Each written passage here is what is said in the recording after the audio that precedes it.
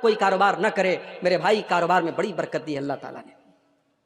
جب اللہ کے نبی مدینہ پہنچے، بڑے غور سے سننا میرے بھائیوں، جب اللہ کے نبی مدینہ پہنچے، آپ کو پتا تھا مکہ کے مہاجر بیچارے بے سہارا ہیں، ان کے پاس ابھی کوئی بزنس نہیں ہے، ان کے پاس ابھی کوئی گھر نہیں ہے۔ آپ نے مدینہ کے انصاری صحابہ کو اور مکہ کے مہاجر صحابہ کو نام لے لے کر کے بھائی بنا دیا، ایک ایک کا نام لے لے کے بھائی بنایا۔ یہ مدینہ کا انصاری ہے، یہ مکہ کا مہاجر ہے، یہ دونوں ایک دوسرے کے بھائی بھائی ہیں۔ دونوں کا ہاتھ اٹھا کر کے اللہ کے نبی نے بھائی چارہ کرا دیا۔ حضرت عبد الرحمن ابن عوف جو مکہ میں بزنس کیا کرتے تھے، تجارت کیا کرتے تھے، اپنی سارے بزنس کو چھوڑ کر کے وہ بیچارے خالی ہاتھ آئے تھے، اللہ کے نبی نے ان کو حضرت سعد بن ربی کا بھائی بنا دیا۔ حضرت سعد بن ربی آئے اپنے بھائی کے پاس، کہا عبد الرحمن آپ میرے بھائی ہیں، نبی نے آپ کو میرا بھائی بنایا ہے۔ اے عبد الرحمن یہ میرا گھر ہے، آج سے میں 2 حصے کر دیتا ہوں، آدھا آپ لے لیجیے آدھا میں لے لیتا ہوں۔ یہ سگے بھائی نہیں تھے، نبی کی زبان سے بس نبی نے بھائی بنا دیا۔ آج تو انسان اپنے سگے بھائی کا حق مارنے کو تیار ہے، اپنی سگی بہن کا حق مارنے کو تیار ہے۔ باپ مر گیا، باپ کی پراپرٹی میں بہن کا بھی حق بنتا ہے، بہن نے آ کر کے کہا بھیا باپ کی پراپرٹی میں میرا بھی حق ہے، مجھے دے دو۔ بھائی نے بڑے غصے میں کہا تیری شادی ہوئی تھی، 2 لاکھ روپے کا خرچ آیا تھا، 3 لاکھ کا خرچ آیا تھا، زیور میں نے بنوایا تھا، جہیز کا انتظام میں نے کیا تھا، اگر تو مجھ سے اپنے باپ کا ترکہ مانگتی ہے تو چلی جا، آج کے بعد بھائی بہن کا کوئی رشتہ نہیں رہے گا۔ بہن نے حق مانگا نہیں کہ بھائی نے بہن سے رشتہ توڑ دیا۔ میرے بھائیوں، اسلام نے یہ حق دیا ہے بہن کو، اللہ نے یہ حق دیا ہے بہن کو۔ باپ کی پراپرٹی میں جیسے بیٹے کا حق ہے ویسے بیٹی کا حق ہے۔ آپ کے چہرے پر ماشاءاللہ بڑی لمبی لمبی داڑھی ہے، آپ کی پیشانی پر سجدے کا نشان ہے، اور آپ اپنی بہن کا حصہ اگر ڈکار گئے ہیں اور اپنی بہن کا حصہ کھا گئے ہیں تو کل قیامت کے دن اللہ کی بارگاہ میں جواب دینے کے لیے تیار رہیے گا۔ اللہ کیا پوچھا جائے گا تو نے اپنی بہن کا حق کیوں مارا، تو نے اپنی بہن کا حصہ کیوں اس کو کیوں کھا گیا؟ تو آج حالات یہ ہے، دیکھو میرے بھائی، آج لوگ اپنی بہنوں کا حق مار لیتے ہیں۔ آپ غور کیجئے کہ کس طریقے سے آج ہماری روزی روٹی پر اثر ہو رہا ہے۔ یہاں عبد الرحمن ابن عوف کو نبی نے بھائی بنایا ہے، سگے بھائی نہیں ہیں، نبی کی زبان سے بھائی بھائی بنے ہیں۔ حضرت سعد بن ربی کہتے ہیں عبد الرحمن یہ میرا گھر ہے، آدھا تم لے لو آدھا میں لے لیتا ہوں، یہ میرے کھجوروں کے باغات ہیں، آدھے تم لے لو آدھے میں لے لیتا ہوں، میری 4 بیویاں ہیں، تم پسند کر لو کسی ایک کو میں طلاق دے دیتا ہوں، اور عدت گزرنے کے بعد تم شادی کر لینا۔ بیوی تک دینے کو تیار ہو گئے کہ تم نئے آئے ہو، ابھی تم کو مدینہ میں رشتہ نہیں ملے گا، شادی ہونا مشکل ہے، میں گھر بھی دے دیتا ہوں، گھر والی کا بھی انتظام کر دیتا ہوں، میری کسی بیوی کو پسند کر لو، میں طلاق دے دیتا ہوں، عدت گزر جائے تو تم نکاح کر لینا۔ ہمیں سن کر کے تھوڑا عجیب لگ رہا ہے، اپنی بیوی کو طلاق دینے کی بات کر رہے ہیں، مگر یہ تھا ان کے دل کی یہ بات تھی، ان کے دل اتنے بڑے تھے، اس سماج میں یہ عیب کی بات نہیں تھی، اپنے بھائی کے لیے اپنا سب کچھ قربان کرنے کو تیار تھے۔ لیکن حضرت عبد الرحمن بھی بڑے خوددار آدمی تھے، بڑے خوددار آدمی تھے، انہوں نے کہا نہیں اے سعد بن ربی، اللہ تیرے مال میں برکت دے، تیرے پریوار میں برکت دے، مجھے تیرا گھر نہیں چاہیے، مجھے تیرا بزنس نہیں چاہیے، اللہ تیرے پریوار میں اور برکت دے، تیرے روزی روٹی میں اور برکت دے، مجھے بس بزنس کرنا ہے، مجھے مارکیٹ کا پتہ بتا دو۔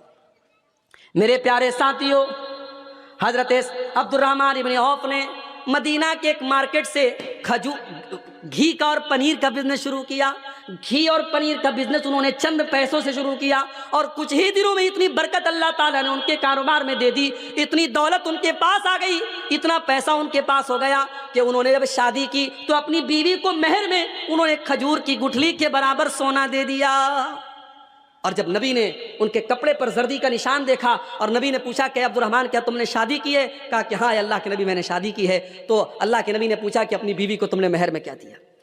نبی نے پوچھا کہ عبد الرحمن تم نے اپنی بیوی کو مہر میں کیا دیا؟ ہمارے ہاں جب کسی لڑکے کی شادی ہوتی ہے تو لڑکے سے پوچھا جاتا ہے تجھے جہیز میں کیا ملا، 4 ویلر ملی کہ 2 ویلر ملا، واشنگ مشین ملی کہ فریج ملا، کیا کیا ملا، ہم لڑکے سے یہ پوچھتے ہیں۔ یہاں اللہ کے نبی عبد الرحمن سے پوچھ رہے ہیں کہ اے عبد الرحمن تو نے اپنی دلہن کو مہر میں کیا دیا؟ کہا اے اللہ کے نبی میں نے کھجور کی گٹھلی کے برابر سونا دیا ہے۔ آپ نے فرمایا اس کا مطلب کہ تمہارے پاس پیسہ ہے، تم مضبوط ہو، اولم ولو بشاتن، تو تم ولیمہ کرو، چاہے تمہیں ایک بکری ہی کا ولیمہ کرنا پڑے لیکن تم ولیمہ کرو۔ میرے پیارے ساتھیوں، کاروبار میں اللہ تعالیٰ بہت برکت دیتا ہے۔ اگر ہم گناہوں سے بچیں گے اللہ ہمارے کاروبار میں برکت دے گا، مگر ہم جھوٹ بولیں گے، بے ایمانی کریں گے، چوری کریں گے، کاروبار میں فراڈ کریں گے تو کان کھول کر کے سن لو، اللہ کے نبی فرماتے ہیں محقت برکت بیعہما، جس کاروبار میں فراڈ کیا جائے، دھوکہ کیا جائے، اس کاروبار کی برکت کو اللہ تعالیٰ چھین لیتا ہے۔ اور آگے بڑھیے، گناہ کرنے کا ایک نقصان اور ہوتا ہے، گناہ کرنے والا قیامت کے دن اندھا بنا کے اٹھایا جائے گا۔ وَمَنْ أَعْرَضَ عَنْ ذِكْرِي فَإِنَّ لَهُ مَعِيشَةً ضَنْكًا، جو ہمارے ذکر سے منہ موڑے گا، جو ہمیں یاد نہیں کرے گا، جو ہم کو ناراض کرے گا، ہم اس کی زندگی کو پریشانی والی اور بے چینی والی زندگی بنا دیں گے۔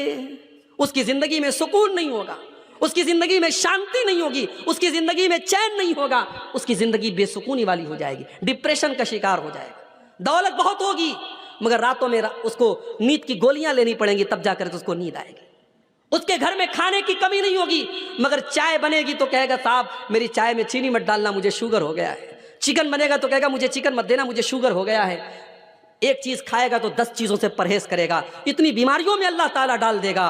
وَمَنْ أَعْرَضَ عَنْ ذِكْرِي فَإِنَّ لَهُ مَعِيشَةً ضَنْكًا، اگر مجھے بھول جاؤ گے، اگر مجھے یاد نہیں کرو گے، ہم تمہاری زندگی کو پریشانیوں والی زندگی بنا دیں گے۔ وَنَحْشُرُهُ يَوْمَ الْقِيَامَةِ أَعْمَى، اور قیامت کے دن ہم تمہیں اندھا بنا کر کے اٹھائیں گے۔ دنیا میں بڑا اچھا دیکھتا تھا، چشمہ بھی نہیں لگاتا تھا، مگر قیامت کے دن اندھا بنا کے اللہ تعالیٰ اٹھائے گا۔ قال رب لم حشرتنی اعمی وقد كنت بصیرا، کہے گا اے اللہ میں تو دنیا میں اچھا بھلا دیکھا کرتا تھا، تو نے مجھے اندھا بنا کے کیوں اٹھایا؟ اللہ فرمائے گا کذالک اتتک آیاتنا فنسیتها وکذالک اليوم تنسی، میرے بندے تو ہماری آیتوں کو دیکھ کر کے اگنور کر دیتا تھا، نظر انداز کر دیتا تھا، آج ہم تجھے اگنور کر دیں گے، نظر انداز کر دیں گے۔ تو گناہوں کے یہ نقصانات ہیں میرے بھائی۔ اب آئیے ہم تقریر کے دوسرے پارٹ کی طرف آتے ہیں، وہ کون سے گناہ ہیں جن کو شریعت نے بڑے بڑے گناہ قرار دیا ہے۔ اللہ کے نبی کے پاس ایک صحابی آئے ہیں، کہا اللہ کے نبی ای الذنب اعظم، سب سے بڑا گناہ کیا ہے؟ سب سے بڑا گناہ کیا ہے؟ آپ نے فرمایا ان تجعل للہ ندا وہو خلقک، سب سے بڑا گناہ یہ ہے کہ تم اللہ کے برابر کسی کو ٹھہراؤ۔ کرسمس کا تہوار آیا، کل میں کلکتہ میں تھا، کلکتہ ایئرپورٹ سے اترا، مجھے ہاوڑا اسٹیشن جانا تھا، میں بائک کے اوپر جا رہا تھا، راستے میں دیکھا بہت بڑا ٹینٹ لگا ہوا ہے اور بہت بڑی بڑی لائٹیں لگی ہیں اور کرسمس کا تہوار منایا جا رہا ہے، اور وہ تہوار منانے والا کوئی غیر مسلم نہیں ہے، مسلمان ہے۔ اس علاقے کا جو ایم ایل اے ہے، اس علاقے کا جو ایم پی ہے، وہ بیچارہ لوگوں کو خوش کرنے کے لیے کرسمس منا رہا ہے۔ میں کہتا ہوں ایسی پالیٹکس اور ایسی راجنیتی ہمیں نہیں کرنی ہے، جس پالیٹکس کے چکر میں اور جس راجنیتی کے چکر میں اپنے دین اور ایمان سے ہمیں ہاتھ دھونا پڑے۔ ہمیں نہیں چاہیے ایسے ایم پی، ہمیں نہیں چاہیے ایسے ایم ایل اے جو اپنی توحید اور اپنے ایمان کا سودا کر لے۔ میرے بھائی کرسمس منا رہے ہو، ہمارے نوجوان لڑکے جو کالجوں میں پڑھتے ہیں، جو ہماری نوجوان لڑکیاں کالجوں میں پڑھتی ہیں، یہ فیس بک کے اوپر بیچارے اپنے آپ کو بہت شانتی پریہ ثابت کرنے کے لیے 25 دسمبر کو یہ فیس بک پر لگاتے ہیں میری Christmas to all brothers and sisters. کیا کہتے ہیں؟ میری کرسمس، کرسمس کی مبارکباد دے رہے ہیں۔ تیرے بقرعید کا تہوار آیا تو کسی عیسائی نے بکرا تو نہیں کاٹا، تیری عید کا تہوار آیا تو کسی عیسائی نے آ کر کے تیری عیدگاہ میں 2 رکعت نماز تو نہیں پڑھی۔ تجھے بڑی خوشی ہے اس کے کرسمس منانے کی؟ تجھے معلوم ہے یہ کرسمس کا تہوار کیوں منایا جا رہا ہے؟ کرسمس کے تہوار کے اوپر یہ عقیدہ رکھا جاتا ہے، یہ عیسائی یہ عقیدہ رکھتے ہیں کہ اللہ تعالیٰ کو بیٹا پیدا ہوا ہے، وہ عیسیٰ مسیح کو اللہ کا بیٹا مانتے ہیں اور یہ عقیدہ رکھتے ہیں کہ آج کے دن اللہ تعالیٰ کو بیٹا پیدا ہوا ہے۔ اے مسلمان، تیرے اللہ کو گالی دی جا رہی ہے، تیرے اللہ کو برا بھلا کہا جا رہا ہے، تیرے رب کو برا بھلا کہا جا رہا ہے، اور تو کرسمس کی مبارکباد دے رہا ہے۔ تیرا عقیدہ تو یہ نہیں ہونا چاہیے۔ تیرا عقیدہ تو قرآن کی سب سے چھوٹی سورت میں بتا دیا گیا، قل هو اللہ احد اللہ الصمد لم یلد ولم یولد ولم یکن له کفوا احد۔ اے نبی آپ کہہ دیجئے اللہ ایک ہے، اللہ بے نیاز ہے، اللہ کا کوئی بیٹا نہیں اور اللہ کسی کا بیٹا نہیں، ولم یکن له کفوا احد، اور اللہ کے برابر کوئی نہیں۔ اللہ کا بیٹا بنایا جا رہا ہے اور تو ہے میری کرسمس بول رہا ہے، تو مبارکباد دے رہا ہے۔ اور بنگال کی پولیٹکس میں یہ بہت زیادہ ہو رہا ہے، میں دیکھ رہا ہوں۔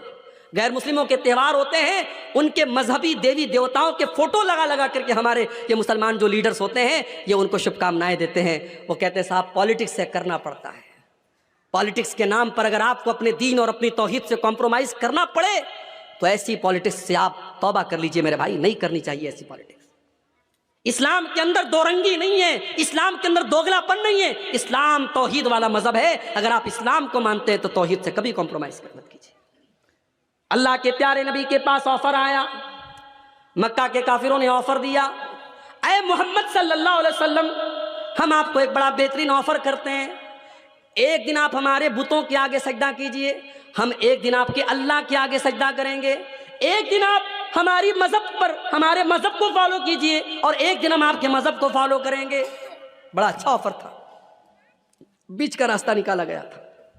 جیسے آج کے زمانے میں بہت سارے مسلمان کہتے ہیں کہ بھائی اسلام بھی ایک مذہب ہے، کرسچینٹی بھی ایک مذہب ہے، جوئزم بھی ایک مذہب ہے، ہندوازم بھی ایک مذہب ہے، سارے مذہب ایک ہیں، راستے الگ الگ ہیں، منزل ایک ہے۔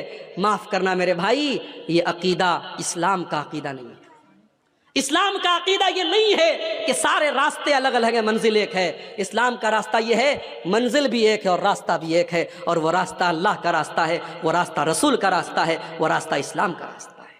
وَمَن يَبْتَغِ غَيْرَ الْإِسْلَامِ دِينًا فَلَن يُقْبَلَ مِنْهُ، جو اسلام کو چھوڑ کر کے کوئی اور راستہ اپنائے گا اس کے مذہب کو اللہ تعالیٰ قبول نہیں کرے گا، سویکار نہیں کرے گا۔ وَهُوَ فِي الْآخِرَةِ لَمِنَ الْخَاسِرِينَ، اور آخرت میں وہ خسارہ اٹھانے والوں میں سے ہوگا۔ اور ہندو مذہب میں بھی یہی بات کہی گئی۔ ہمارے ہندو بھائیوں کی بڑی مشہور کتاب ہے شریمد بھاگوت گیتا، اس کے اندر شری کرشن جی نے بھی یہی کہا ہے کہ توحید کا راستہ ہی سب کو نجات دلائے گا۔ سرو دھرمان پریتیجیا مامیکم شرنم ورجہ اہم توا سرو پاپیبھیہ موکشیشیامی ما شوچہ، سارے دھرموں کو چھوڑ دے، سارے راستوں کو چھوڑ دے اور ایشور کی پرماتما کی شرن میں آ جا، اللہ کی پناہ میں آ جا، میری پناہ میں آ جا، میں تیرے سارے گناہوں کو مٹا دوں گا، تجھے نجات دے دوں گا، تجھے جنت میں ڈال دوں گا، تجھے سورگ میں ڈال دوں گا۔ یہی ہندو مذہب کے اندر بھی کہا گیا، یہی اسلام کے اندر بھی کہا گیا کہ ایک راستہ جو نجات دینے والا ہے وہ توحید کا راستہ ہے، وہ اللہ کا راستہ ہے۔ میرے بھائیو، انسانیت کے نام پر اور مانوتا کے نام پر اپنے آپ کو اتنا ہلکا مت بناؤ کہ اللہ کے ساتھ شرک ہو رہا ہے اور تم کرسمس کی مبارکباد دے رہے ہو۔ اور ابھی تو کرسمس ختم ہو رہا ہے، آج 29 تاریخ ہے نا، 29 ہے نا آج، 2 دن کے بعد 31 کی نائٹ آئے گی۔ کلکتہ کے بڑے بڑے ہوٹل بک ہیں، ناچنے والیاں اور اپنے جسم کا اور اپنے شریر کا انگ پردرشن کرنے والی بالی ووڈ کی ہیروئنوں کو بلایا جائے گا۔ 10-10 ہزار کے ٹکٹ ہیں، اور آپ یقین کریں بڑے بڑے 5 اسٹار ہوٹلوں میں 31 کی نائٹ میں رات بھر شراب پی جائے گی اور نشے کی حالت میں لوگ دھت ہو کر کے حرام کام کریں گے، اور یہ کام ایک بڑی تعداد میں مسلمان لڑکے اور لڑکیاں بھی کرتے ہوئے نظر آئیں گے۔ مسلمان بھی آپ کو یہ کام کرتے ہوئے نظر آئیں گے۔ کلکتہ میں جب اولا بائک پر میں جا رہا تھا، اولا بائک کے ڈرائیور نے مجھ سے کہا، میرا حلیہ دیکھ کر کے اس کو لگا کہ یہ مولوی صاحب حافظ جی لگ رہے ہیں، وہ مسلمان تھا۔ اس نے کہا مولوی صاحب حافظ جی حالات بہت برے ہیں۔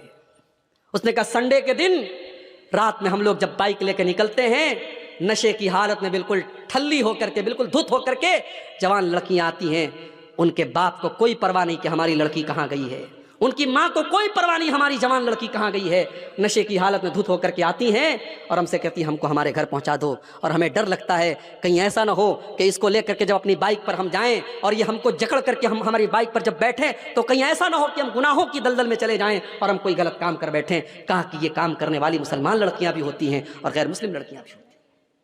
حالات یہ ہے میرے بھائی، یہ مسلمان ہیں جنہیں دیکھ کے شرمائے یہود، وضع میں تم ہو نصارہ تو تمدن میں ہنود، یہ مسلمان ہیں جنہیں دیکھ کے شرمائے یہود۔ مسلمان کی شادی ہو رہی ہے، ناچ گانا بھی ہو رہا ہے، مسلمان کی شادی میں ڈی جے بج رہا ہے، ماشاءاللہ بڑا پکا مسلمان ہے، کیا مجال ہے کہ اس کے اسلام پر کوئی سوال اٹھائے؟ اس کے گھر میں رات بھر ڈی جے چل رہا ہے۔ تیرے نبی نے کبھی بانسری کی آواز کو اپنے کانوں میں جانے نہ دیا، تیرے نبی کے صحابہ نے کبھی میوزک کو اپنے گھر میں آنے نہ دیا، اور تو شادی کے موقع پر رات بھر میوزک بجا رہا ہے اور تو اپنے آپ کو مسلمان کہہ رہا ہے؟ کیا تیرا اسلام صرف تیری مسجد اور تیری نماز تک ہے؟ تیرے شادی بیاہ میں تیرے اسلام سے کوئی مطلب نہیں؟ میں کہتا ہوں علماء پابندی لگا دیں، جس کے گھر میں شادی میں ڈی جے بجے گا، ناچ گانا ہوگا، سارے علماء مل کر کے یہ طے کر لیں اس کے گھر میں ہم نکاح نہیں پڑھائیں گے، اس کی شادی میں ہم نہیں جائیں گے، لوگوں کے دماغ صحیح ہو جائیں گے۔ جائیں پڑھائیں، خود اپنا نکاح پڑھائیں، علماء منع کرتے ہیں ہم ایسی شادیوں میں نہیں جائیں گے۔